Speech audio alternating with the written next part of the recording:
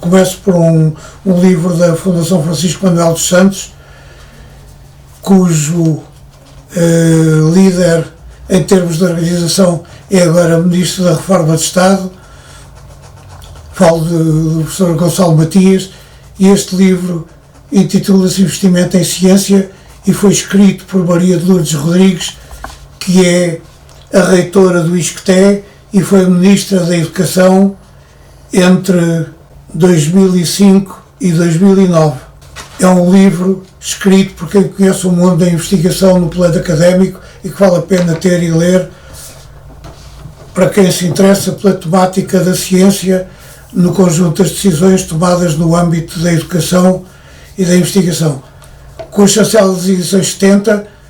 destaco este livro Corydon, escrito por André Gide, um dos grandes escritores franceses do século XX, e que é um longo ensaio dialogado à maneira socrática,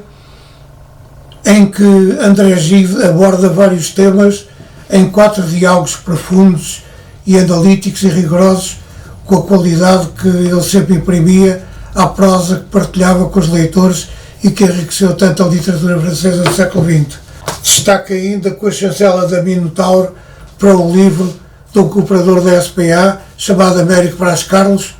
um homem que vem do mundo de Direito, que foi professor universitário, um grande investigador nas questões da fiscalidade, do direito e da incidência da fiscalidade, dos impostos e tudo isso na vida cotidiana dos cidadãos. Um livro que aprofunda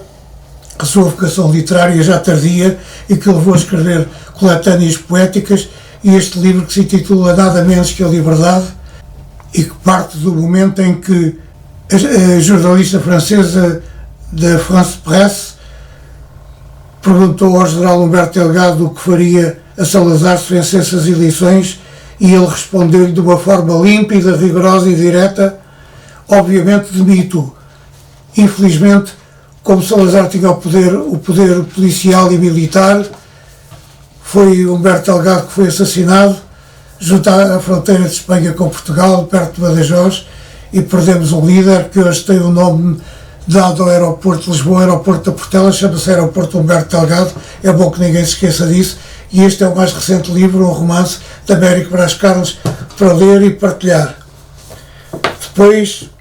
um livro que se chama Uma História do Diabo, com a chancela da Casa das Letras, e que fala do mal e da sua figura maior desde a antiguidade até os nossos dias. É uma investigação ocultista e profunda de Randall Sullivan, que não é, como diz o editor, para quem se assusta facilmente com crimes violentos, exorcismos, bruxaria e outras manifestações diabólicas. E muito teve de investigar para nos contar esta história do diabo, sempre oportuna, porque o diabo é mais antigo do que nós, mas está sempre presente em nós quando a nossa capacidade de lidar com os outros e de os tolerar está diminuída, limitada e condicionada, e aí o diabo ganha, e a vontade de dialogar e de cooperar e de trabalhar com os outros é profundamente diminuída. O último destaque vai para um livro da Porta Editora, intitulado Ir a Havana, escrito por Leonardo Padura, que conheci pessoalmente há alguns anos, numa feira do livro. Leonardo Padura nasceu num bairro dos arredores de Havana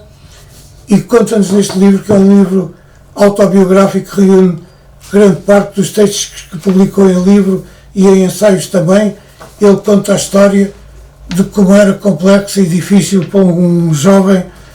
nascido em 1955 ir a Havana, numa Cuba que se transformava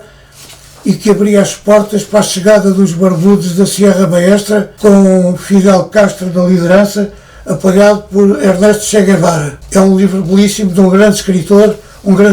contemporâneo, que continua, apesar da repressão stalinista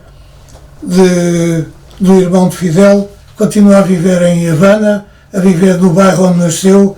e dizendo orgulhosamente que é dali que é ali que pertence. E este é um belo livro sobre a Cuba que não se transformou e não progrediu, em parte por causa do bloqueio movido pelos norte-americanos, mas também devido às contradições profundas internas que caracterizam a própria evolução do sistema político e social cubano, cada vez mais limitado e condicionado por aquilo que o vai devorando, para além da falta de liberdade. Livros ao ler e não perder.